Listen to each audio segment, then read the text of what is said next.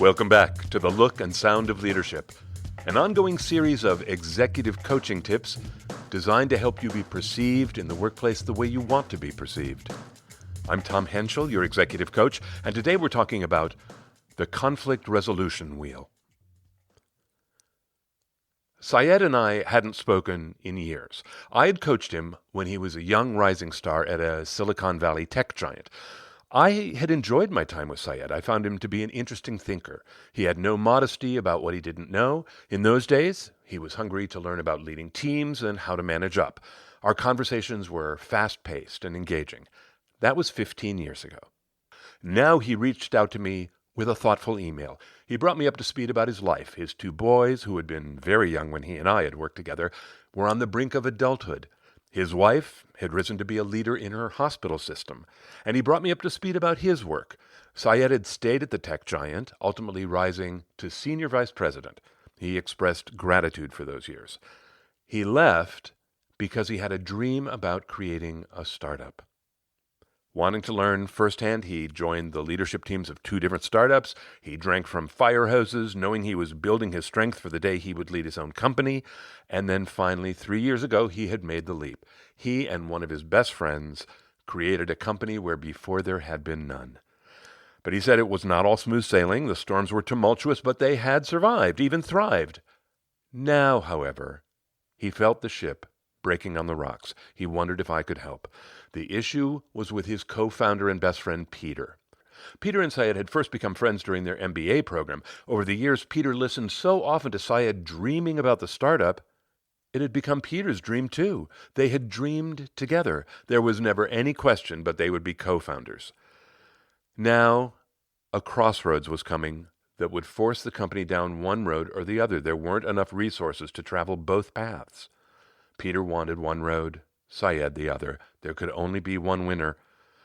Syed closed his email writing, "We are both dug in our positions.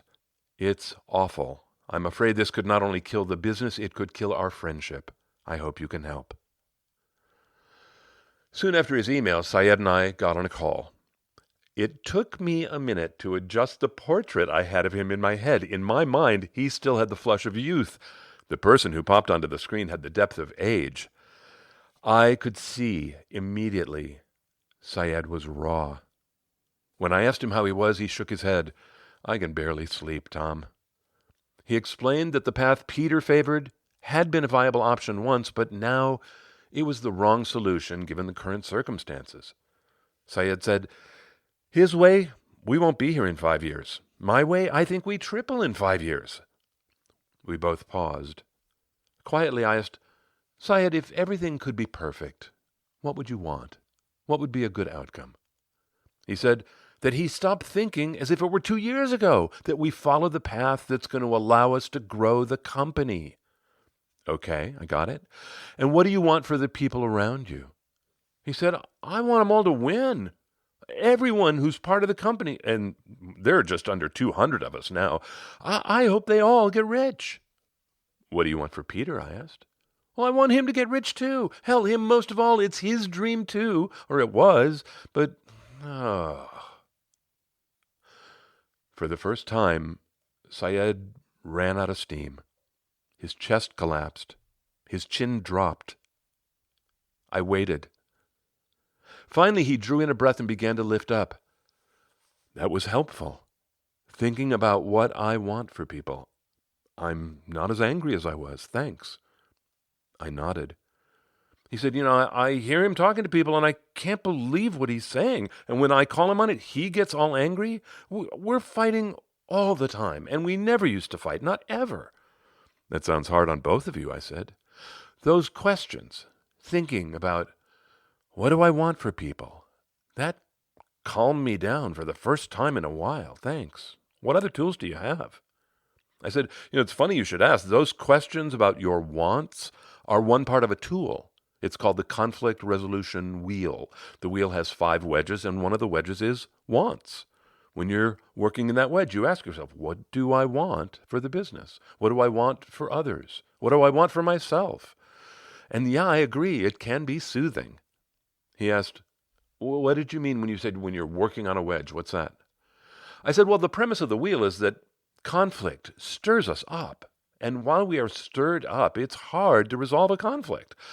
The wheel helps us sort ourselves out. It asks you to think about your experiences and put them into these 5 wedges. When you are working on a wedge, you're examining the data from that particular wedge. Do they go in some order, he asked. Well, they don't have to, no. You start where you like. The whole purpose is for you to get some distance. Stop being so stirred up. And that way, when you and he talk, you'll bring a different perspective. Well, that'd be a help, he said. This thing has me so turned around I cannot figure out what to do next, and I hate that feeling. Okay, thanks. I'll give it a try. Great, I said. I'll send you the PDF. It's pretty self-explanatory. But can I tell you a way to use the wheel that might go a long way in resolving the conflict? Sure, he said. Both of you do it, I said. You and Peter each fill out your own wheels, and then come together and share what you wrote.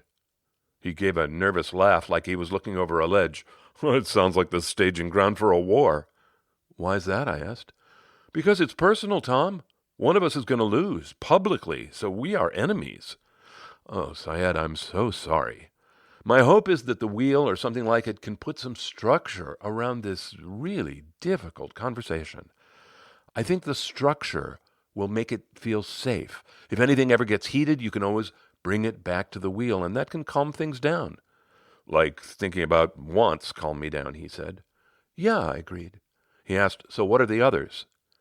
I took a breath and ticked on my fingers. The other 4 wedges are sensory data, thoughts, feelings, and actions. Go on, he said. Okay, so sensory data. Sensory data is all the input we take in, verbal, nonverbal, sight, sound, smell, taste, touch, everything. You have a ton of data inside you that relates to this conflict. Others will have their own data. No one's data is right. It's just their wedge. Everyone's data is their own experience on playback. And then there's the thoughts wedge. Thoughts are where we give meaning to our data. What do we think about that data? What do I think about that phone call? What do I think it meant? What do I think about what I saw? You analyze things. You are logical. You create meaning. That's the thought wedge. Which leads us to the feelings wedge. Look, it's inevitable.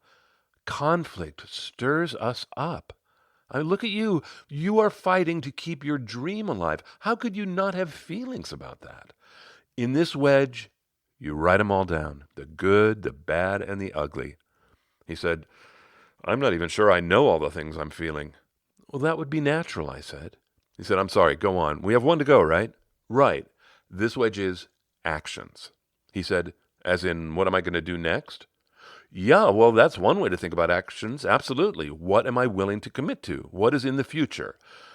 Another way to think about actions is in the past, right? What have I said and done during this whole ordeal? And one way to think about actions is in the present. What am I doing and saying right now? He said, that's some serious accountability. I notice you're not mentioning him and his actions in there. Don't I get to write about those? I'm afraid not, I said. The wheel keeps you focused on you. It's actually a form of self-care. Being accountable feels good. His actions have no place in your wheel. You focus on you. He said, oh my God, I wish I could have said that to my son this weekend. Accountability feels good. I love that. I said, one last thought about this actions wedge. Don't use it to settle what happened in the past. The wheel is forward-looking. Its purpose is to move both of you from, talking about him and me to talking about us. Well, it sounds good, he said. Even so, it's not going to be easy. I nodded, agreeing. Conflict is uncomfortable. Which won't stop me, he said. Although Peter and Syed each wrote at length about their 5 wedges, they were reluctant to come together. Peter asked if I would facilitate their conversation, and I was happy to help. To my delight, Peter turned out to be as articulate and mature as Syed, and once I provided some ground rules, they didn't need much help. I was grateful to witness such a terrific display of the look and sound of leadership.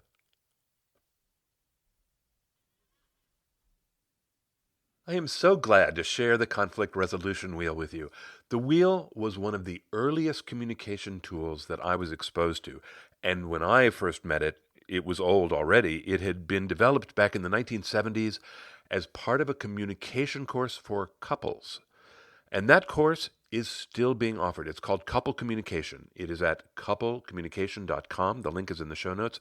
If you attend this course with someone that you are in relationship with, your relationship will change, I promise. And if you're able to implement even half the skills that you would learn in this course, your leadership will change. Taking this class will make your life better. If you can't take the course, get the workbook. All the material from the course is in it. You can order it online. It's called Talking and Listening Together. There's a link in the show notes. The workbook is meant to be self-study. You can help yourself with this.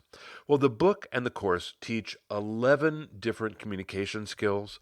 The purpose always is to give people the ability to have what they call collaborative conflict. And one of the 11 skills they teach is the conflict resolution wheel.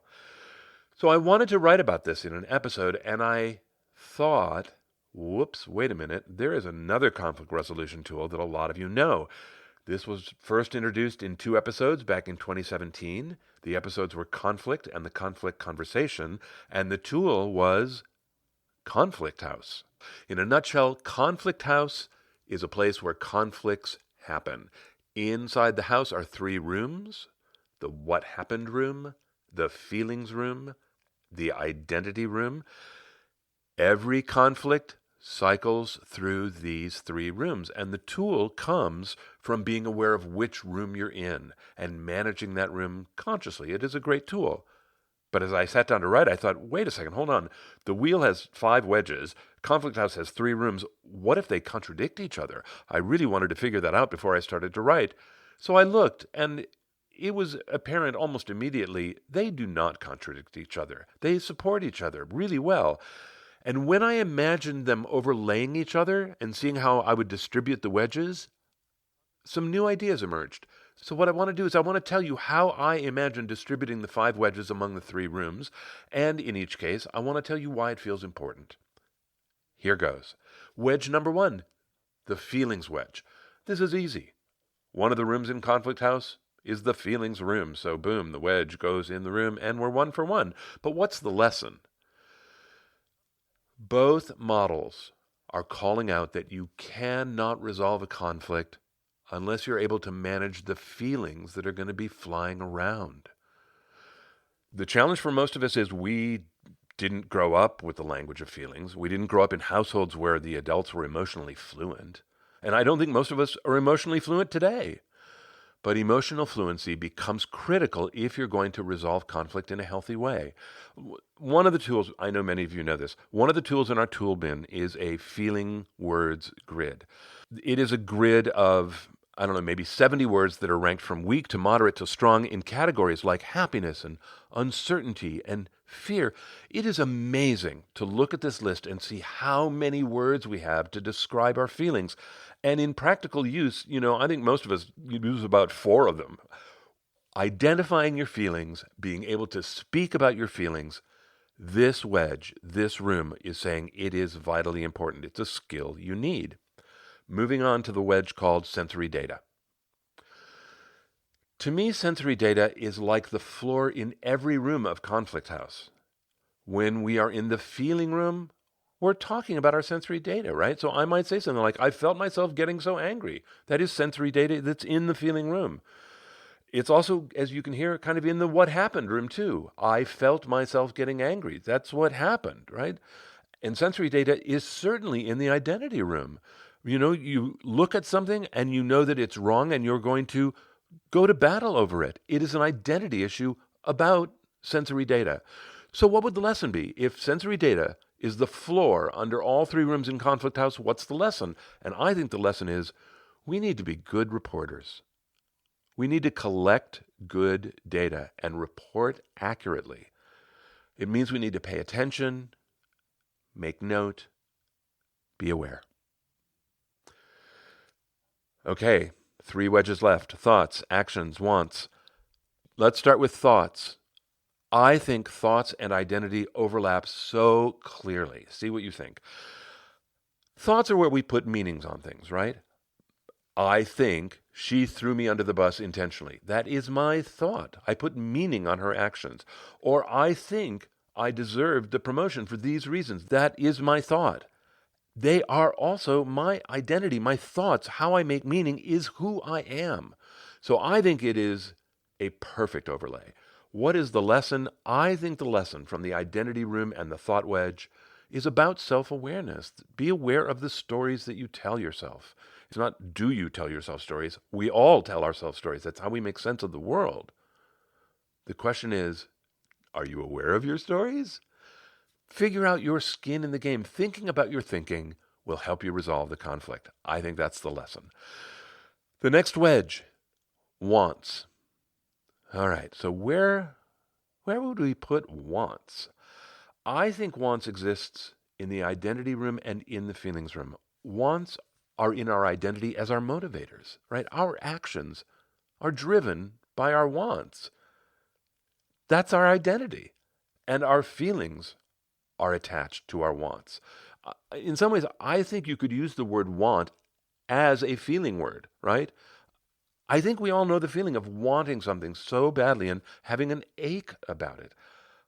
That is a want. It's a feeling. It's natural. So I think the wants wedge goes in both those rooms. And the lesson for me about wants, when I can get clear on wants, it often clarifies why I'm actually having the conflict. And it also often tells me the answer of why I want to resolve it. Wants really help me think about the conflict in a new way. Last but not least, actions. So, you may recall the action wedge is actually divided into 3 sections, past, present, and future. So one little section, the past section, is going to drop inside the what happened room. That's pretty clear. But I looked at that and I thought, now that's really interesting that Conflict House devotes an entire room to what happened, but the wheel gives it like 1/3 of one wedge. I mean, that is like the biggest discrepancy in the entire exercise so far, right? So that interested me and I was like, what does that mean? Here's what I think.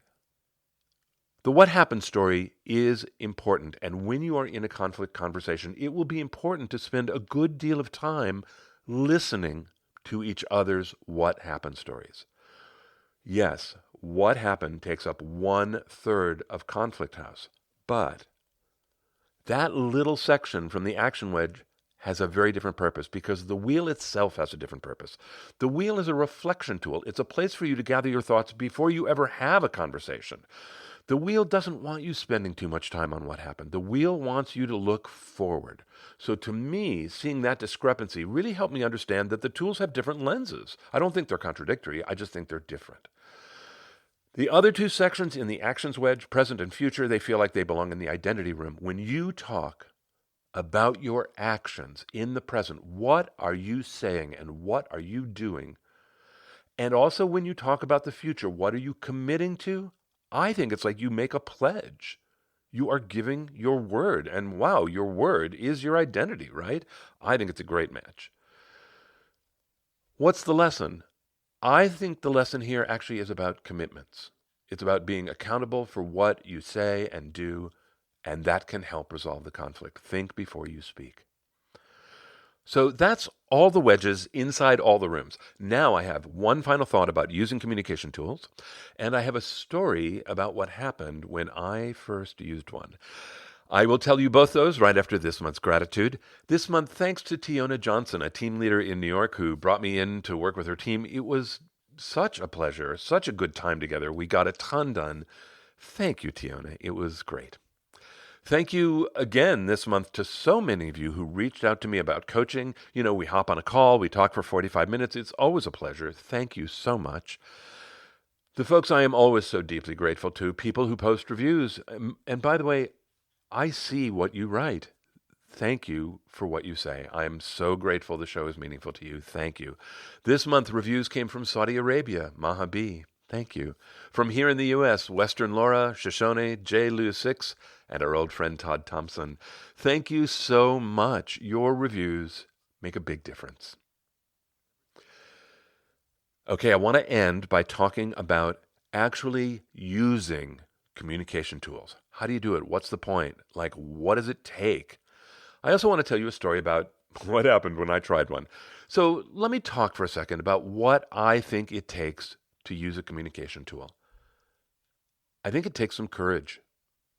Choosing to use any of these conflict resolution tools means that you are choosing to walk into the fray with your eyes up, and I think that can take courage. It feels different. I mean, usually I think if we don't completely avoid conflict altogether, I think we treat it like we're running into a bunch of linebackers. We put our shoulders down and we just drive through it until we come out the other side. But choosing a tool means you're going to stand up straight and you're going to walk into the scrum with your eyes open. And I think that can take courage. I think it might make you feel really vulnerable. I also think there is courage required to approach conflict with curiosity. It is courageous to let go of being right. Feeling like you're in the right is a really strong defense when you're in conflict. I think it takes courage to let your defense down and say, this is how it looks to me. How does it look to you? And it takes courage to listen, and it takes courage to manage your feelings. I think tools can help give you courage. You can start small. And by way of encouragement, I want to tell you a story about one of the first times I remember using a communication tool. Like, what happened and what did it look like? So this was a long time ago when I was transitioning into this world of coaching. What really interested me was all the social science that people had done about how language affects outcomes. Having been an actor, right, this made perfect sense to me. I knew language had an impact, but I was learning in books like Crucial Conversations that there were things you could say that would actually affect the flow of a real life conversation. And to me, it felt like Jedi mind tricks. If they worked, I wanted them. One of the communication tools in Crucial Conversations is state your intention. State your intention. And there's a whole chapter on state your intention. And the tool made sense to me. Now, at that time in my life, there was a family member who I saw all the time, and this woman was highly defensive all the time. You could tell her, that the salad she brought was fantastic, and she would get defensive. I always got really anxious when I talked to her, so I just avoided her when I could. But there I am reading Crucial Conversations, and I think, when might I have an opportunity to practice any of these tools? And I think of this woman, and I think to myself, okay, the next time I'm with her, if she starts getting defensive, I want to remember to say, hey, it's not my intention to make you defensive. That's the communication tool. State your intention. It's not my intention to make you defensive. And I said it to myself like a post-hypnotic suggestion. I planted the seed in myself. So sure enough, I remember this exactly. She was walking out to my car with me. And she started getting really defensive about something I was saying. And I could feel myself starting to get really irritated. And I remembered like a finger snap, the tool, state your intention.